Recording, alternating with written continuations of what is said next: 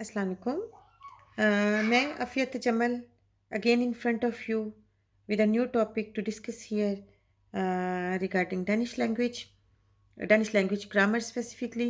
इसमें हमने जो अभी तक के टॉपिक कवर किए that was whole sitting conjunction. Secondly हमने कवर किया इसमें एडजेक्टिव प्लस सब्सटेंटिव, अगर हमें यूज़ करना है तो हमने किस तरह से उसको यूज़ करना है। सो अब हम अपने नेक्स्ट उस पे आते हैं जिसमें हमें ई फॉर्म लगाना है। अब ई फॉर्म एक्चुअली आज हमने जो यूज़ इसका सीखना है दैट इज़ ऑफ बिस्टेम्प्ड फॉर्म। बिस्टेम्प्ड फॉर्म कौन सी होती है? वो बिस्टेम्प्ड फॉर्म वो होती है जो अ, जैसे कि आप कहते हैं एन याके, एन याके इज़ वो बिस्टेम्प्ड फॉर्म। और जो बिस्टेम्प्ड फॉर्म है that is decided, so that means that याकिन द जैकेट। सो जो लास्ट हमने किया था वो हमने ऊब स्टेम के साथ जो एडजेक्टिव लगाया था। अभी हमने बिस्टेम्प्ड फॉर्म के साथ जो है वो एडजेक्टिव लगाना है। इसमें मैं आपको साथ में शेयर कर दूंगी एक पिक्चर जो मेरे नोट्स है, और जो मैंने PD3 क्लियर किया है उसकी बेस पे मैं अगर कुछ बता सकती हूँ जो मुझे आता है तो मैं किसी तरह आप तक पहुँचा दूँ ताकि आपके लिए ईजी हो।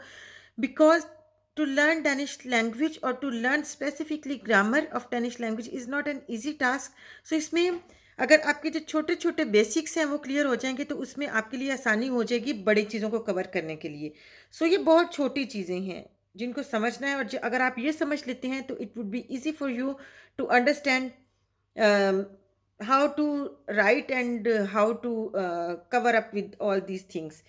So जो अब स्टेम्प्ड फॉर्म है, for example if that is याकिन और हमें उसके साथ एडजेक्टिव लगाना है, द जैकेट के साथ हमें एडजेक्टिव लगाना है। For example if we want to put गुल, याकिन और उसके साथ गुल है रेड, द रेड जैकेट, तो हमें इसके साथ इसको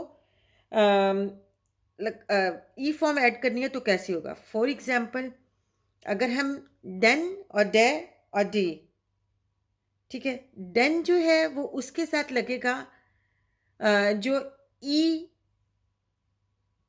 ओ हैं। जिस तरह के जैसे हमने बात की थी कि जो सब्सटेंशिव हैं वो सारे के सारे या इन हैं या इट हैं, ठीक है, और उसमें से भी 80% जो है वो इन वर्ड्स हैं, इट वर्ड्स नहीं हैं।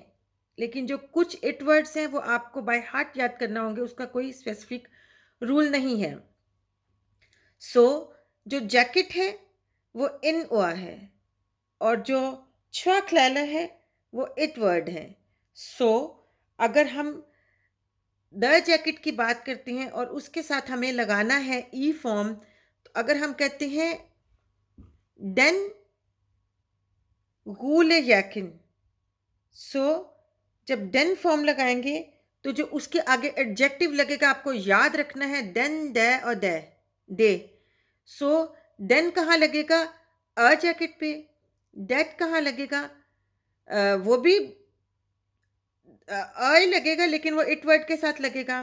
और जो डी है डी ई वाला वो फ्लेटल के साथ लगेगा। और इन तीनों के साथ easy to remember is to आप तीनों के साथ ई फॉर्म लगाएंगे, ठीक है। सो देन होले जैकिन अगर चुआक लैले है जो इट वर्ड है तो उसके साथ हमने लगाना है, तो देन की बजाय वो डे हो जाएगा क्योंकि वो इट वर्ड है। सो डे होले चौक लैले, ठीक है।